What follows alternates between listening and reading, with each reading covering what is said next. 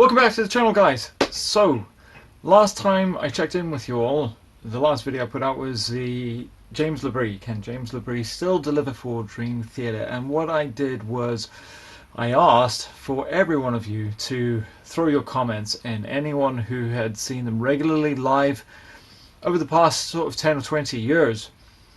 I used things like score, the DVD score, and Live at Luna Park, that was the second one. I used that as a bit of a reference to try and judge the O2 40th anniversary tour opener. And long story short, James's performance on the night didn't sound too great in a few places. There were some places where it wasn't too bad, but definitely not the level that I think most people would expect. But because I haven't seen them live in person, I wanted to throw it out to the audience and kind of get a feel for people who are regular attendees, just get a feel for what people think in terms of, you know, was the O2 representative of his average gig, or was it a blip on the normal trajectory? Now, I got hundreds of comments, literally hundreds and hundreds of comments, and I'm really grateful for that. So thank you very much for everyone who chipped in. And actually the findings are kind of interesting, so I thought I would share them with you. There's basically three sort of main groups that you can break the respondents into. Actually technically four groups. So there's people who, a bit like when, like say, a band like Metallica cocks up, there's those that are like, they're dead loyal to the band and dead loyal to James LaBrie, and they would never say a bad word about him. As far as they're concerned, like, he's untouchable, he's God, he doesn't make mistakes. You know, they're in the tiniest minority. And then obviously you've got the people who, come hell or high water, will always hate James LaBrie. And I understand that. There's obviously the metal side to Dream Theater, and because of that, instrumentally, they do attract the ear of a lot of metalheads, who's then subsequently come to find that the vocals are really not their taste, because James has, at times, you know, in the old days when he was doing the high kind of, you know, high notes but with high attack, with power behind it, that's not the stuff that I think bothers most of those guys, because you get that in power metal. I'm thinking like the likes of Rob Halford or something like that, you know, hitting those high notes but with a bit of grit and attack. So obviously you could do that back in the day, in the 90s, you know, 80s and 90s. And then, you know, everyone brought up the food poisoning thing. We all know about that. So there's this group of people that, I think it's when he sings like the softer passages, the sort of more delicate things, you know. In short, I think they find it a little gay, right? Those two extremes I wasn't really interested in hearing from, because, you know, if you're going to love them no matter what they do, well, then that opinion's never going to change, and it's fine. You're entitled to that opinion. I don't want to burst your balloon or anything like that.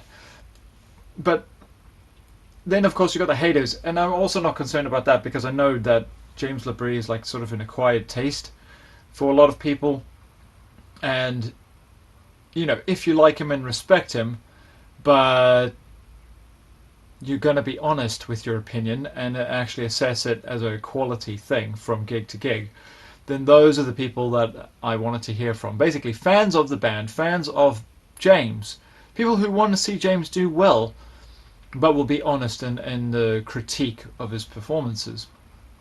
And so the results actually were quite interesting.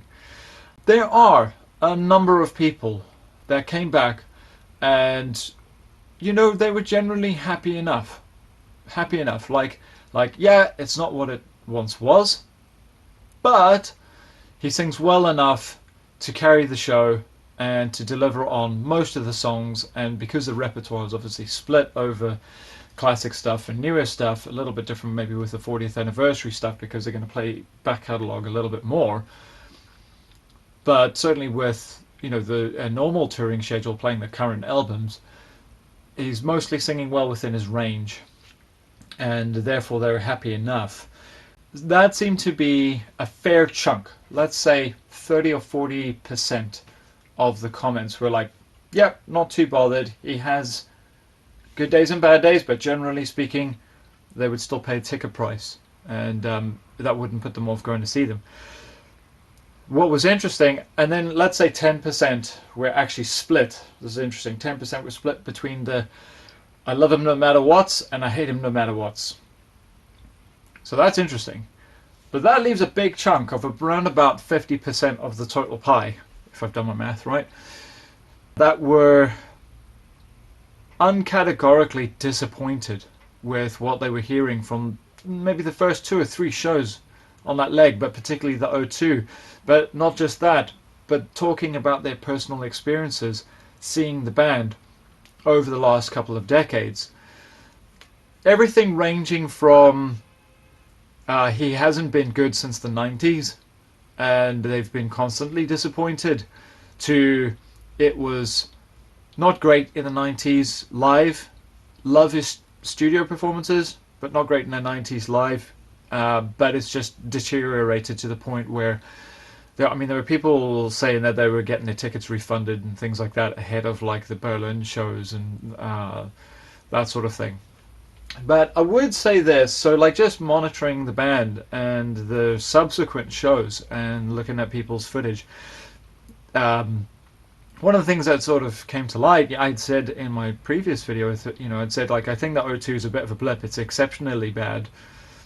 And I think that there's probably the likes of teething problems with the show, monitoring setup, James not being 100% dialed in and comfortable, under-rehearsed, maybe, possibly, I don't know. I don't know the circumstances of the tour coming together.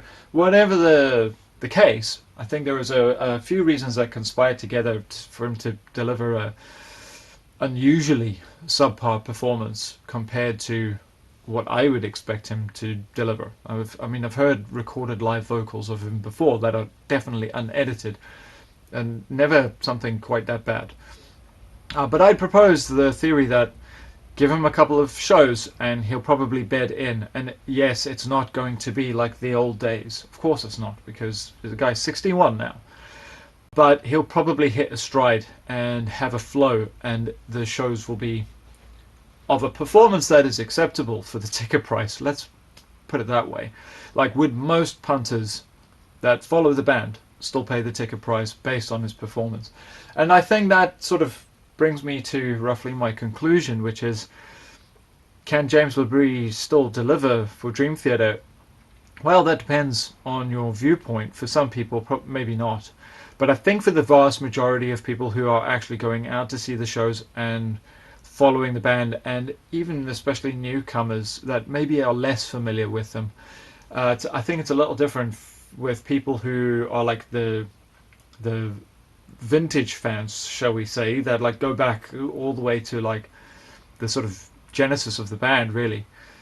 If the newcomers have less of a frame of reference for what they used to sound like live, vocals wise, so they're probably less disappointed. They have maybe a lower watermark for what they expect of James.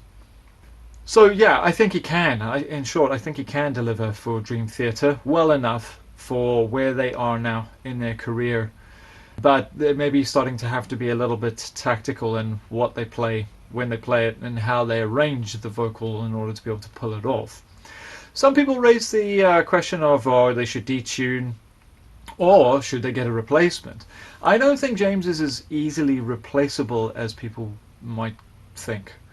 First off, there's the chemistry side of this. I don't think the guys in Dream Theater want anyone else to be in the band really on vocals, unless like something tragic was to happen.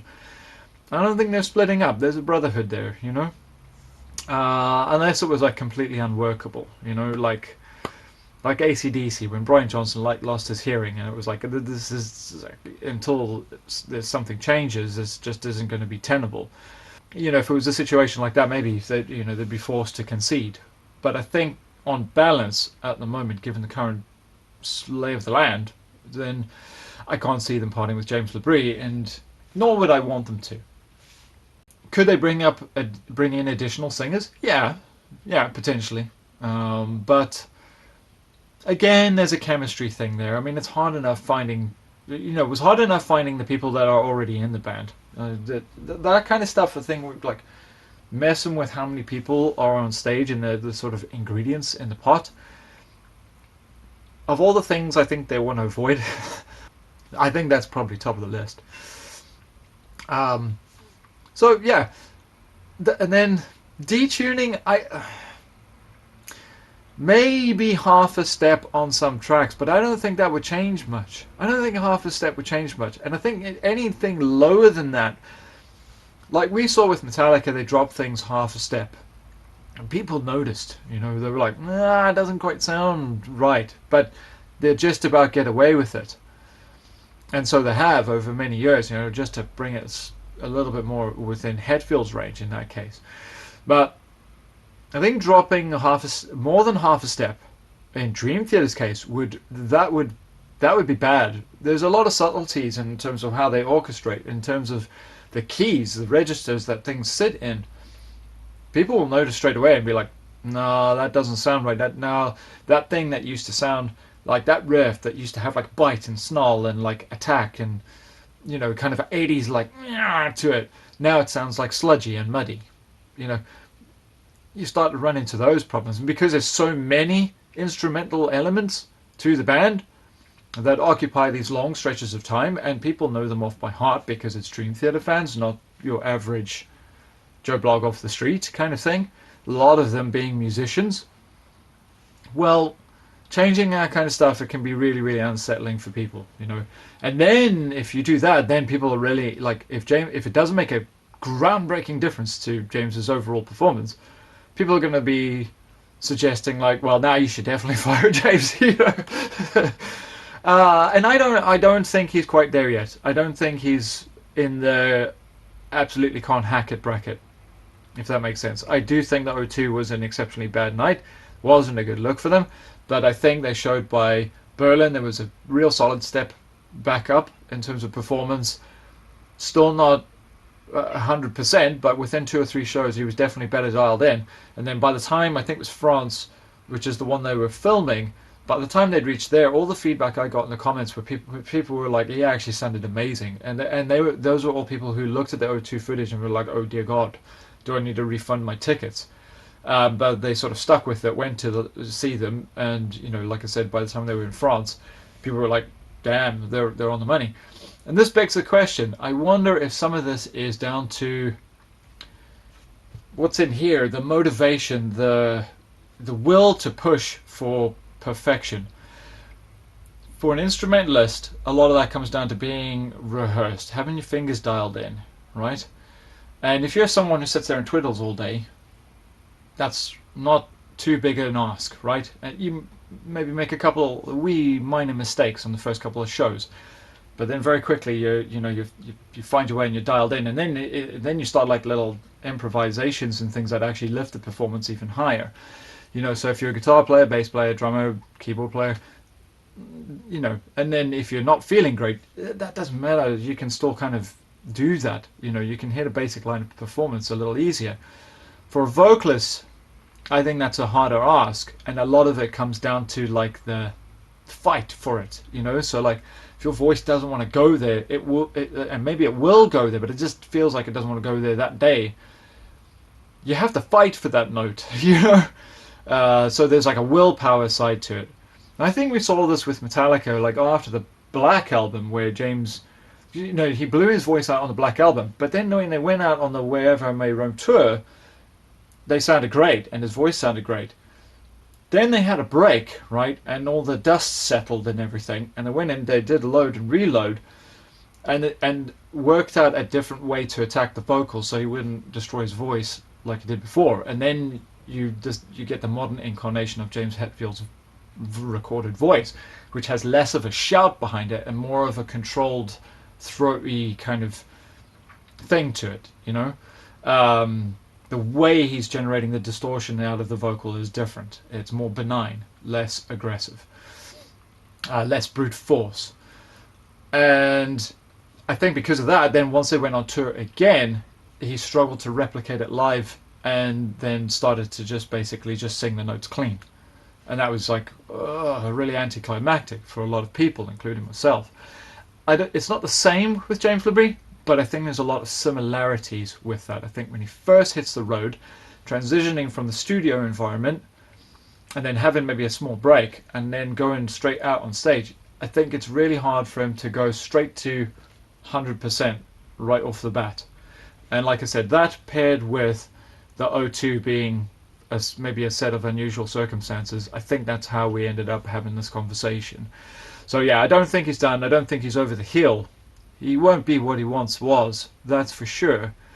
But it definitely I think it definitely answers the question. Thank you to everyone. You've definitely answered the question. I think that generally speaking, he will still fill, in his current state, he'll still be able to keep people coming and filling out arenas, and there won't be a reason to fire him, even if that is still disappointing to a great many of us. I think overall it won't stop people from going to see Dream Theater, and unless it does, I don't think they'll change anything. It's too late in the game.